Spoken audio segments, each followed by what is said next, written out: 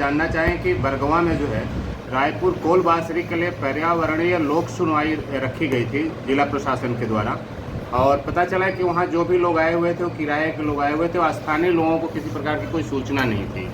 तो जब लोग ही बाहर के थे फिर इस जन सुनवाई का क्या मतलब?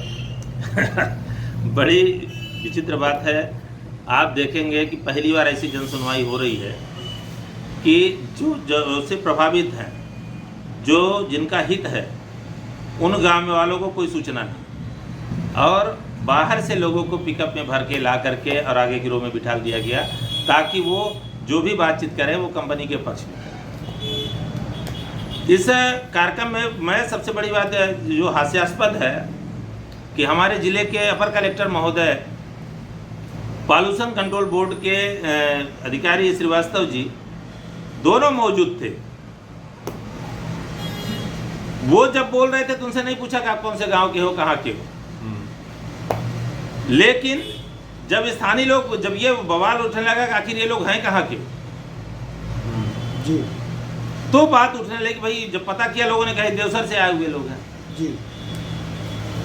कंपनी के गुंडों ने काफ़ी हद तक उनको डराने धमकाने का भी प्रयास किया ग्रामीणों को, और ग्रामीणों में उग्रता इसलिए आई कि भाई खेत हमारा, ज़मीन हमारा, पॉल्यूशन हम सहेंगे, नुकसान हमारा होगा, पानी हमारा खराब होगा, हवा हमारी खराब होगी, फसलें हमारी बर्बाद होंगी, और लोक सुनवाई में आप बाहर से लोगों को बुला करके बिठा ले। कोई अतिथि होते तो चल जाता।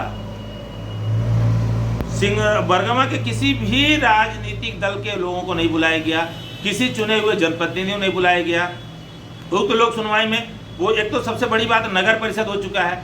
नगर परिषद के अंदर इस तरह का कोई लगा नहीं सकता, और ना तो किसी नगर परिषद के अध्यक्ष को बुलाया गया, ना किसी पार्षद को बुलाया गया, ना स्थानीय जनता को बुलाया गया। सिर्फ बाहरी लोगों को बिठाल करके और जंगल में एकांत में किनारे जो है आप जन सुनवाई लगा रहे हो, ये कहाँ का वो है? अच्छा, ये जानना चाहेंगे कि जिस डगा पंचायत में जो है ये रायपुर कोल बांसुरी को स्थापित किया जा रहा है, उस गांव को यहाँ के सांसद रीति पाठक ने गोद लिया हुआ था। दूसरी चीज, गोद लिया हुआ था, तो गोद लेने के बाद एक पहले से ही कोल यार्ड स्थापित करके और वहाँ के लोगों के लिए जो है कोयले का डस्ट झेलने पे मजबूर कर दिया। उसके बाद दोबारा फिर कोल से ही रिलेटेड रायपुर कोल बांसुरी को डगा में ही स्थापित करना, ये क्या दर्शाता है और वो क्या चाहती हैं डगा के लोगों से? ये सीधे चाहते हैं कि डगा के लोग मौत के घाट उतर जाएं, डगा छोड़ के भाग जाएं, डगा में एक भी आदमी ना रहें, ताकि रेलवे के किनारे की जो ज़मीन है वो सब इन पूंजीपतियों को मिल जाए, इन कंपनियों वालों को मिल जाए, और ये पर्याप्त मात्रा में कोयला वहाँ डंप करें, ढुलाई करें। जब स्थानीय लोग नहीं होंगे तो समस्याएं नहीं कोई खड़ा करेगा, सब भाग जाएंगे मैदान छोड़ के। ये पूरी तरीके से है कि डगा और कनई के लोगों को पलायन करने की इनकी राजनीति है। वो चाहते हैं कि हर हाल में यहाँ से जो लोग बसे हुए हैं वो अपना घर, मकान, ज़मीन सब कुछ छोड़ छाड़ के भाग जाए, ताकि इनको पूरा कारोबार करने के लिए पूरा तो बिना विस्थापन किए हुए उस एरिया के, मतलब डगा और कनई पंचायत को खाली करने की पूरी प्लानिंग है। पूरी प्लानिंग है। आप इसको बेधड़क कह सकते हो।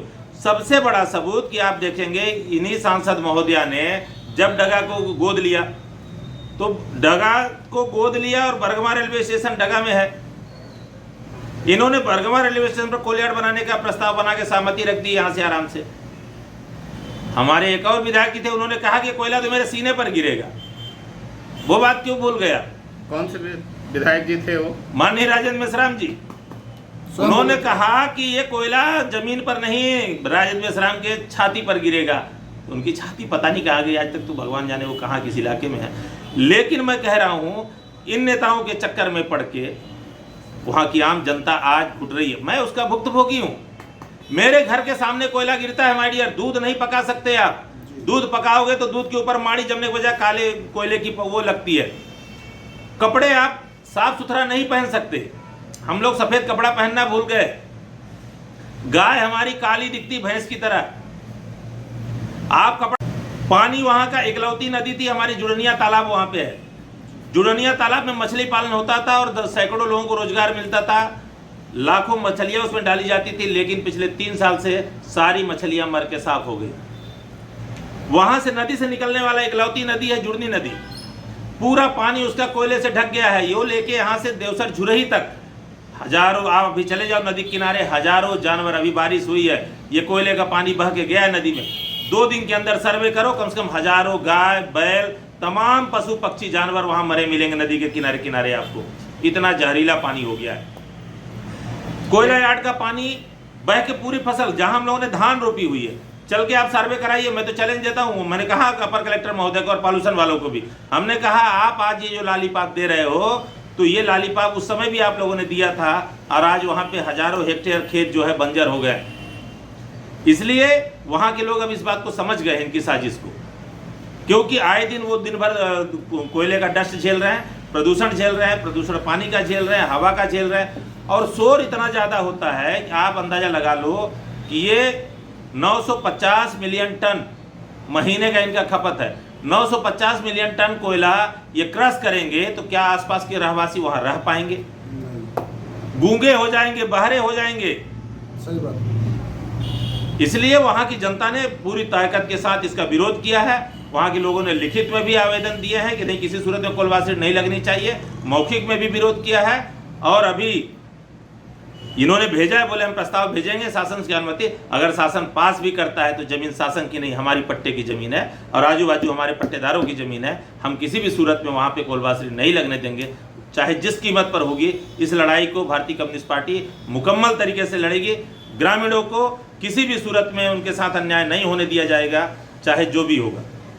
अच्छा, हम एक चीज़ ये कहना चाहेंगे कि सांसद महोदया द्वारा जो है डगा पंचायत को जो गोद लिया गया था, तो इस गोद लेने को वरदान कहेंगे या अभिशाप कहेंगे? ये अभिशाप है। मैं तो कहता हूँ सांसद महोदय, आपकी सांसदी खत्म हो गई है, अब गोद से उतार दो। हम लोग ऊब गए हैं आपके गोद में बैठे बैठे, अब और क्षमता नहीं है आपके गोद में बैठने की। हम लोग जैसे थे हम लोग वैसे ही रहने दो, मेहनत कर मजदूरी करके जीने खाने दो। हमको आपके गोद और विकास की जरूरत नहीं है। आप विनाश कर रही हैं, न कि विकास कर रही हैं। माफ कर दीजिए, अब आप गोद से डगा को उतार दीजिए। चलिए, धन्यवाद।